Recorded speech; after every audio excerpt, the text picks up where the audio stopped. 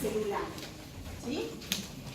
Y la concentración del sodio en ese líquido extracelular determina un parámetro importante de los líquidos biológicos como es la osmolaridad. ¿Se acuerdan cómo calculábamos la osmolaridad plasmática? ¿Cómo era? 2 por la concentración 2 por de sodio. sodio, ¿sí? Y todas sus variantes. 2 por sodio más 10, 2 por sodio más glucosa dividido 18, más urea dividido 3,6, etc. ¿Sí? Pero básicamente el sodio por 2. Así que el sodio es el principal determinante de esa osmolaridad plasmática. Bien. Y según la osmolaridad del extracelular, iba a haber o no movimientos de agua entre el extra y el intra. ¿Está bien? Así que este sodio extracelular nos está determinando también la distribución de agua entre los compartimentos. ¿Estamos hasta acá? Entonces, el sodio ingresa al organismo a través de los alimentos y de las bebidas. Y tenemos un rango muy amplio de sodio que puede ingresar al organismo que va desde los 10 a los 700 miliequivalentes por día, de acuerdo a la cantidad de sal que agreguemos a nuestras preparaciones cotidianas, ¿sí? Las pérdidas son básicamente por el sudor, que es un líquido hipotónico, y por la orina. Por la orina perdemos aproximadamente 150 miliequivalentes por día. Entonces, la vía de ingreso, la alimentación, los egresos, sudor, algo por materia fecal, y la principal forma de eliminar sodio es por la orina, ¿sí? Porque tenemos también un rango de variación amplio.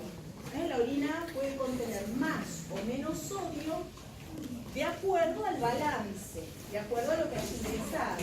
Si ingresa mucho, ¿qué va a pasar con la cantidad de sodio en orina? ¿Va a aumentar o disminuir? Si ingresa mucho sodio, porque estoy comiendo algo salado, ¿sí? ¿Qué va a pasar con el sodio que elimino por orina?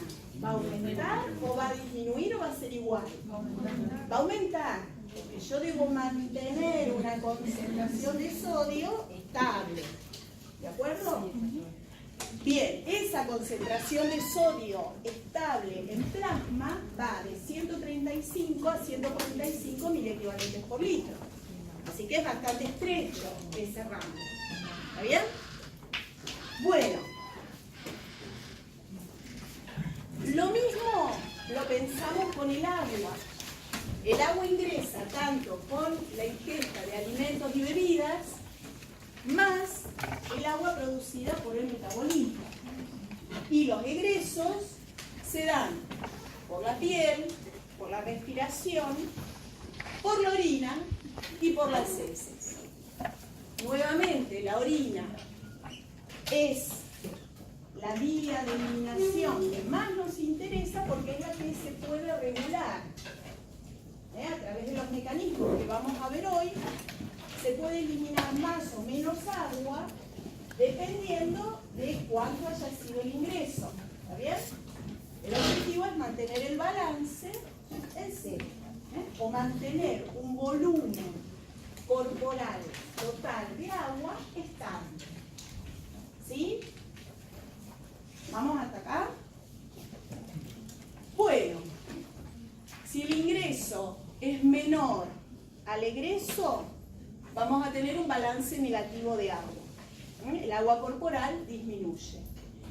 Si al revés el ingreso es mayor que el egreso, hay un balance positivo y hay un exceso de agua. Si hay un exceso de agua, ¿qué va a pasar con ese exceso de agua? ¿Dónde lo voy a encontrar? ¿Por dónde se va a perder? Por orina, ¿sí? Y vamos a hablar de una orina diluida, un gran volumen de orina con una baja concentración urinaria. Bueno, esas cuestiones de sentido común, esto que estamos diciendo ahora es sentido común. prevalecer cuando hagan una respuesta, un análisis, una justificación.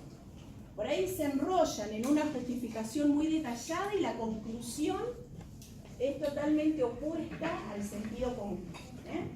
Entonces, planteen estas cosas groseras, globales, en términos de balance. Y después van despacito buscando los mecanismos por los cuales ocurre. ¿Está bien? Bueno. Y el agua se distribuye en los dos compartimientos. Entonces, ¿cuáles son los parámetros plasmáticos que determinan cada uno de estos balances? El balance de sodio determina ¿qué parámetro? Plasmático. La molaridad. Bien, la molaridad plasmática. ¿Sí? Ese es el parámetro a regular. ¿Y el balance de agua qué determina? ¿Qué parámetro? La concentración de la orina. ¿Cómo? Sin miedo, ¿qué dijimos recién? ¿El? Parámetro. La concentración de la Está orina. relacionada. La presión arterial después va a depender de ese parámetro, pero directamente, la presión también depende de la tensión de los vasos. Entonces, el balance de agua, ¿qué es lo que me da directamente? ¿Qué determina en forma directa? La volemia, el volumen de sangre o de plasma. De plasma. ¿Sí? El volumen de sangre incluye además el volumen de glóbulos rojos. ¿Está bien? Entonces, el balance de agua me va a determinar directamente el volumen plasmático. ¿Sí? ¿Y qué más va a determinar el balance de agua? La osmolaridad también. La osmolaridad también. ¿Por qué? Porque la osmolaridad es la concentración, entonces no cambia el solvente o cambia el soluto. Bien, se tiene que acordar de que es la osmolaridad. Es cantidad de solutos en un dado volumen. Si el volumen cambia y la cantidad de solutos no cambia, la osmolaridad va a cambiar. ¿Sí? Bueno, los veo un poco participativos, no sé qué pasa. ¿Estamos ubicados? Pues esto se complica a pasos agigantados, ¿eh? Así que a ver si me siguen un poco. Miren esto. Dice, variaciones de osmolaridad y volumen de los compartimientos. A veces las cosas no ocurren. Solamente cambia el volumen, solamente cambia la osmolaridad, o cambian las dos en la misma dirección, sino que tenemos combinaciones de todo tipo. Entonces, en este gráfico se muestran las variaciones posibles que podemos encontrar de volumen y osmolaridad plasmática. ¿Está bien? Hagamos un mínimo ejercicio. ¿Qué ven en A? ¿Qué pasó? Si saben leer inglés, bueno, lo tienen de ahí, pero a ver, ¿qué interpretan de ese gráfico? Del A. ¿Qué cambió y para dónde cambió? ¿Cambió el volumen? ¿Cambió la osmolaridad? ¿Y en qué sentido? Cambia el volumen. Cambió el volumen, bien. ¿Aumentó o disminuyó? No, ¿Cómo? disminuyó. Aumenta la intensidad.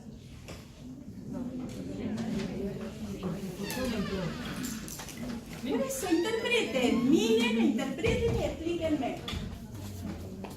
Tómense un momentito para mirar el gráfico. Traten de ver cuál es la constante entre todos. ¿Cuál es lo constante? ¿Cuál es, cómo se simboliza el cambio? A ver. ¿Qué es una? Bien.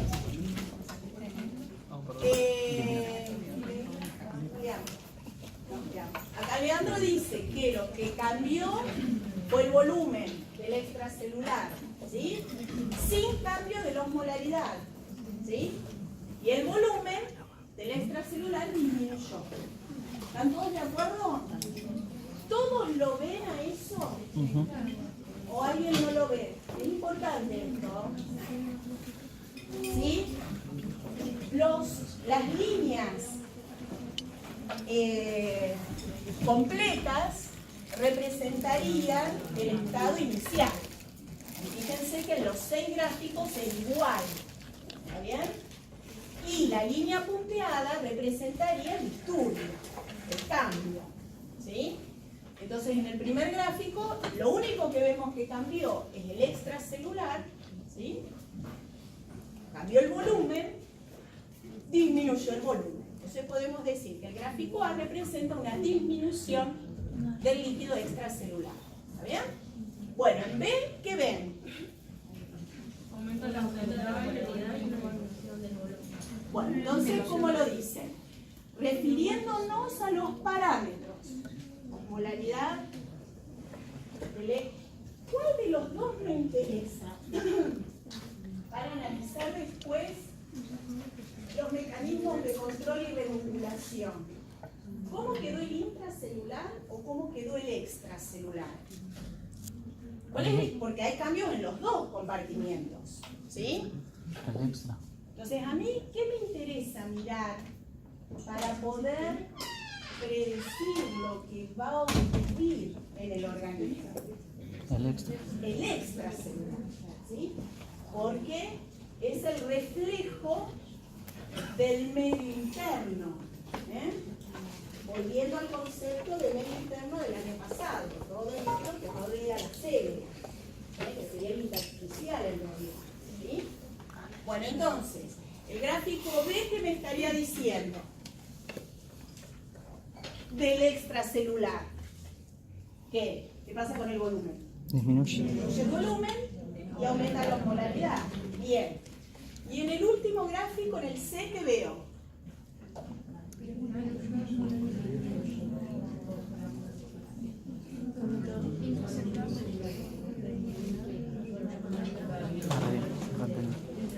Por eso, ¿tengo que decir que aumenta el volumen del intracelular?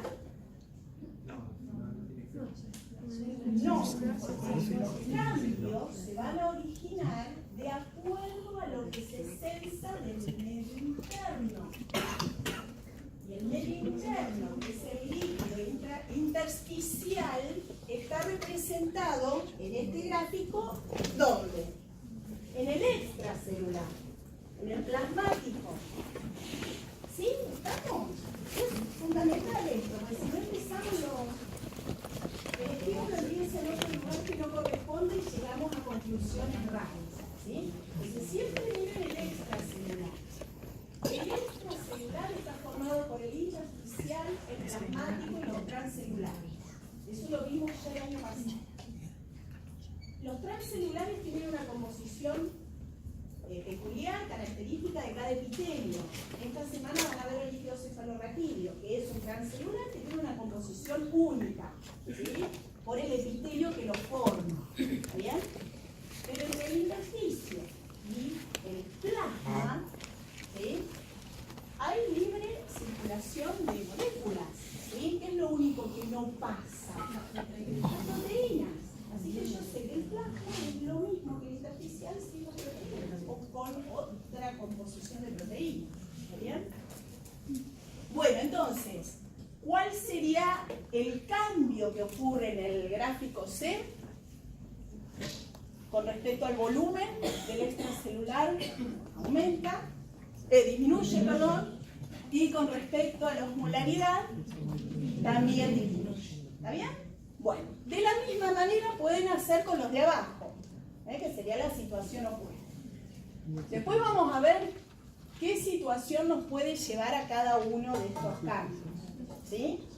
Pero lo importante es que puedan reconocer qué le pasó a cada parámetro, ¿sí? Siendo los parámetros osmolaridad y volumen plasmático. Bien, sigo. ¿Son estos parámetros regulados? Y ahí traigo a colación el teórico de Ceci del año pasado, cuando definió que es un parámetro regulado. Les puse este dibujito. Si alguien lo quiere decir, interpretar en voz alta, me dice, y espero la respuesta. ¿Son parámetros regulados? ¿Sí o no? ¿Y por qué? Lo vimos el año pasado en ese teórico. Lo vamos a aplicar, empezar a usar ahora. ¿Sí? Son sensados.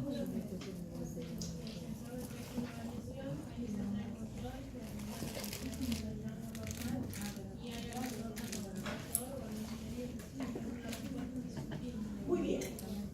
¿Cuál de todos esos elementos es clave para definir un parámetro regulado o no? Es el El sensor. sensor. Tiene que haber un sensor específico para ese parámetro. ¿Bien? Entonces, osmolaridad y volumen plasmático, ¿son parámetros regulados? Sí. En consecuencia, debo poder localizar dónde están los sensores para osmolaridad y para volumen. ¿De acuerdo?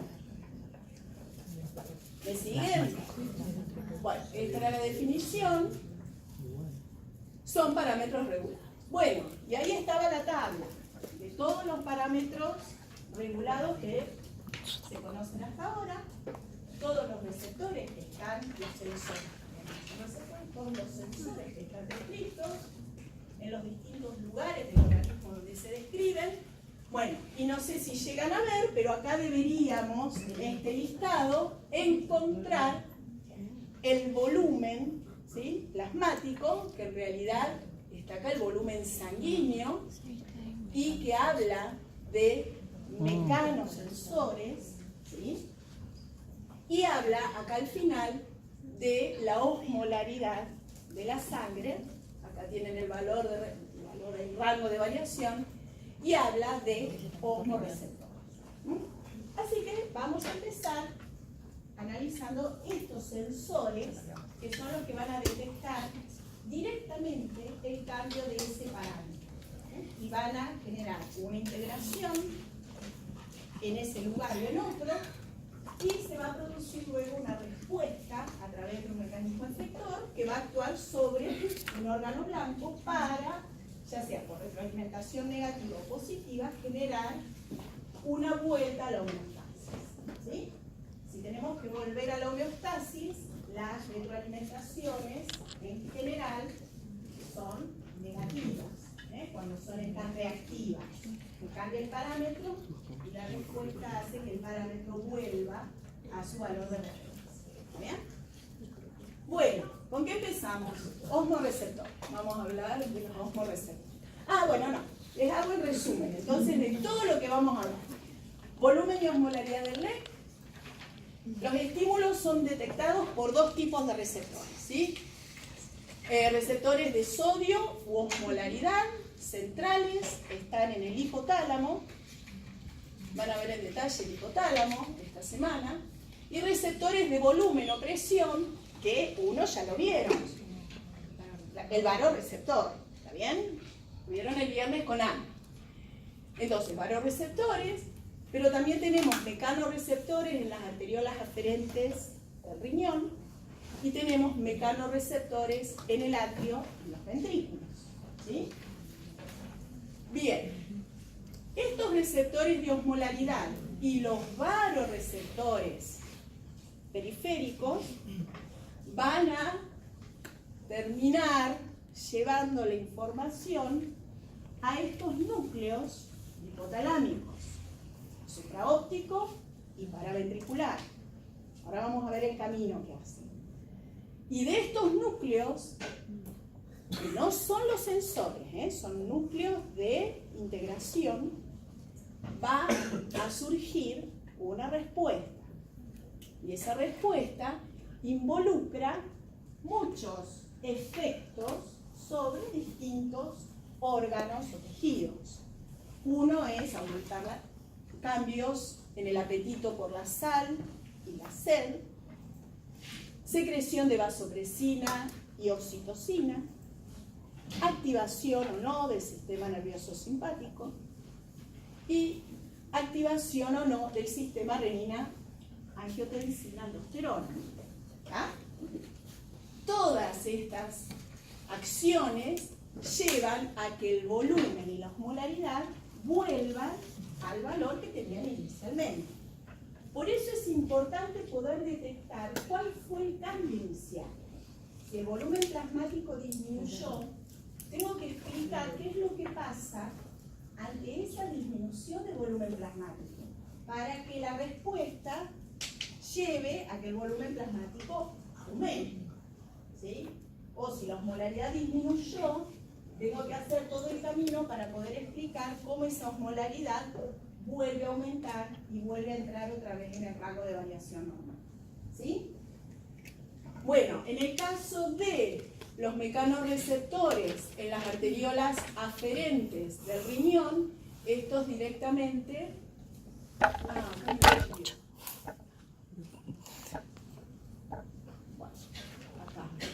Se corrió la flecha, pero después los mecanorreceptores en el atrio y los ventrículos median la liberación o no de péptidos, que se llaman péptidos natriuréticos, ¿sí? Así que ese sería el mecanismo por el cual se cierra la respuesta a través de esos receptores.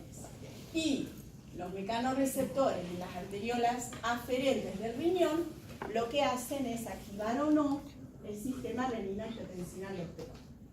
Entonces fíjense que no todos van hacia el hipotálamo, sino que tenemos distintos efectos en distintos tejidos u órganos. Que era otra característica de estos mecanismos de control y regulación, que eran redundantes. ¿Qué quiere decir redundantes? Que hay varias cosas que hacen lo mismo, ¿sí? Eso de alguna manera contribuye a que ese parámetro en ningún momento pueda estar mucho tiempo fuera de órbita. ¿Está bien? Bueno, entonces vamos a los osmoreceptores centrales. Bueno, acá les muestro un corte medio transversal del sistema nervioso central y acá vemos tres estructuras que funcionan como osmoreceptores. Y ahora vamos a ver cuál es el mecanismo. Son el órgano subfornical, esta es la abreviatura, el núcleo preóptico medio y el órgano vasculoso de la lámina terminalis. ¿Qué características tienen estas estructuras? Y otras más que vamos a agregar en breve. Bien, la barrera hematoencefálica es permeable, ¿sí? Entonces, todo lo que llega por sangre a estas estructuras puede ser transmitido en forma directa a ese intersticio. ¿Está bien? Bueno, entonces, fíjense, dice, una disminución del volumen celular en estas neuronas que se encuentran en estos osmoreceptores hace que se activen los TRPV, Transient Receptor Potential tipo vainilloide, ¿sí? Son receptores de potencial transitorio semejantes a la vainillina. ¿Qué hacen cuando se activan estos receptores? Los vimos estos en regulación del volumen, ¿sí? Y fíjense qué es lo que está pasando en esta célula. Es un cambio de volumen, ¿sí? La neurona en estos osmoreceptores, ¿qué hace? Achica su volumen debido al aumento de la osmolaridad extracelular, ¿sí? Si la osmolaridad extracelular aumenta, el agua del intracelular sale. La osmolaridad se vuelve a equilibrar, pero la neurona, en este caso, achicó su volumen. Al disminuir el volumen, se activan estos receptores que hacen entrar calcio y van a determinar la despolarización de la membrana, calcio, sodio, cationes. Y fíjense que mientras más canales de este tipo vainilloide se abren, más frecuentes son las descargas de la neurona, ¿sí? Y ante descargas más frecuentes de la neurona, esa neurona que su axón se proyecta hacia la neurohipófisis va a liberar la vasopresión o la hormona tiroidea. ¿Está bien? Bien. Tenemos acá una estructura, una relación intermedia, ¿sí? En realidad, esta relación de acá, por ahí el gráfico lo representa como niveles de vasopresina, pero en realidad es la transmisión que hace a los núcleos supraóptico y paraventricular. Porque fíjense que los receptores, los osmorreceptores son estos, ¿sí? Y estos osmorreceptores proyectan a los núcleos hipotalámicos, supraóptico y paraventricular. Para que, de acuerdo con esta estimulación, estos núcleos son la proyección de esos axones de la neurohipófisis, son en realidad los que liberan la hormona antidiurética en la oxitocina. ¿Sí? Fíjense que lo ampliamos un poco. Pequeños cambios en la osmolaridad plasmática modifican la cantidad, como puse, la cantidad de vasopresina libre. Fíjense, acá están las tres estructuras que funcionan como osmorreceptores, ¿sí? Estas estructuras, fíjense, proyectan hacia estos dos núcleos hipotalámicos, el supraóptico y el paraventricular. Y en estos núcleos se encuentran los cuerpos neuronales de las neuronas que van a liberar la vasopresina y la oxitocina en la neurohipófisis. ¿Sí? Pero fíjense otra cosa. Este es el osmorreceptor. Y la neurona que libera la hormona, ¿sí?, está en estos otros núcleos hipotalámicos. ¿Qué pueden ver de acuerdo al modelo que reciben esos núcleos hipotalámicos? ¿Qué reciben además de la información del osmorreceptor? ¿Ven alguna flecha que venga de otro lugar? ¿O una señal? ¿Cómo? El estímulo de la osmolaridad, que en realidad es censado en estas tres estructuras, que tiene esas células que al cambiar de volumen cambian su potencial de membrana y liberan o descargan a mayor o menor frecuencia. ¿Y qué más reciben? Fíjense, lean esto. ¿Qué dice? Que el paraventricular y el supraóptico reciben esa señal de sodio, de osmolaridad, ¿sí? ¿Y qué más? ¿Qué quiere decir? Peripheral input. And peripheral input. Estímulo o señal periférica.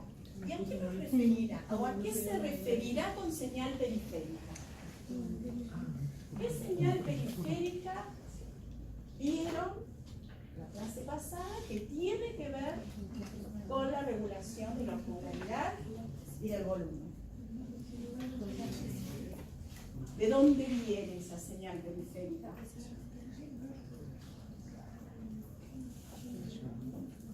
¿Cómo regulaban ella? ¿En qué consistía básicamente ese reflejo varo-receptor? Que lo vamos a ver como regulador del volumen, no nos vamos a meter. Pero el volumen se regula a través de receptores, de mecanoreceptores o estos varoreceptores del callado aórtico y de la división de las carótidas. ¿Qué señal sensan esas estructuras y a dónde va esa señal? Es lo que vieron el viernes pasado. ¿Les hizo mucho lío? ¿Quedaron medio mareados? ¿Cómo? Bueno, ese es el efecto final. O es el estímulo. A ver, decime, si me ubico en lo mismo que les decía. ¿El estímulo o el efecto? El aumento de la presión arterial. El estímulo, listo. Tenemos un aumento de presión arterial debido a qué? Relacionarlo con lo que estamos viendo ahora. Debido a aumento de la volumetría. Perfecto. Bien. ¿Cómo censan esos receptores y a dónde va esa información? Va a los receptores, ¿sí? Entre los receptores. ¿Dónde están esos receptores? Bien. ¿Y cómo llega No se el abre.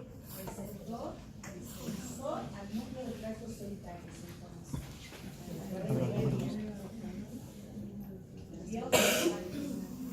Esto es tema básico, de física. Regulación de la presión arterial, regulación del volumen. Así que empecemos a practicar. ¿Cómo llega? Desde el vasoreceptor al núcleo del tracto solitario. Vago y el glosofaringo. Bien. Y del núcleo del tracto solitario se va a integrar ahí. Ahí hay una integración para controlar el centro cardiomotor y el centro vasomotor. Y proyecta además hacia el hipotálamo. ¿Y a dónde va a llegar esa proyección hacia el hipotálamo? A estos dos núcleos, al supraóptico y al paraventricular. Porque esos dos núcleos van a integrar la información que venga de la polaridad y la información que venga del volumen. Y la cantidad de vasopresina integrada va a depender de esa integración de sangre. Por eso les digo que no podemos pensar una sola variable administrativa. Muchas veces ocurren cambios en las dos variables. A veces esos cambios van los dos en el mismo sentido, pero a veces van en sentido contrario. Entonces uno no entiende por qué no aumenta tanto la vasopresina, ¿sí? O por qué no aumenta. Y bueno, porque están haciendo integración a nivel de estos núcleos hipotalámicos. ¿Se entiende? Ahora lo vamos a ver en otra imagen un poquito más clara. Fíjense, acá está. El producto de esta neurohipófisis es la antidiurética o vasopresina, es lo mismo. ¿Bien? Pero fíjense que tienen la información, este núcleo paraventricular y este núcleo supraóptico recibe información de los osmoreceptores, que acá están chiquitos, y miren de dónde más reciben información. Del núcleo del tracto solitario. Está ahí en el bulbo. ¿Sí? Entonces, esto siempre traten de integrar. Tenemos varios niveles de integración de información. A nivel vulvar se va a integrar el funcionamiento de todo el sistema cardiovascular. Pero también va a haber una proyección más rostral hacia el hipotálamo que va a permitir integrar la respuesta mediada por vasopresina. ¿Está bien? Bueno. Entonces, seguimos. Una disminución del 10% del volumen plasmático o un 6% del volumen sanguíneo provoca liberación de vasopresina, por más que la osmolaridad esté constante. ¿Sí?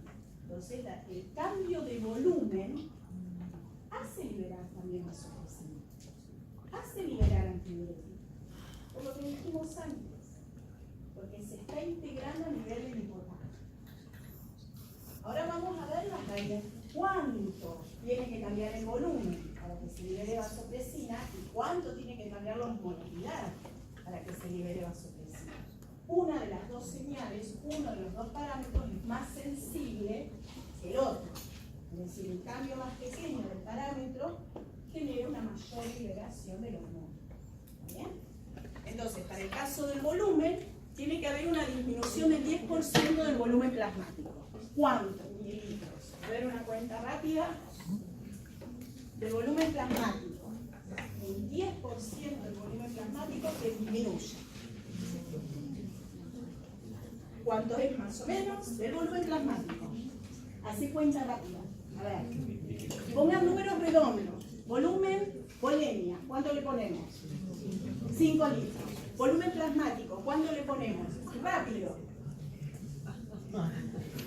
Rápido. ¿Qué tengo que tener en cuenta para volumen plasmático? ¿Qué tenés que tener en cuenta?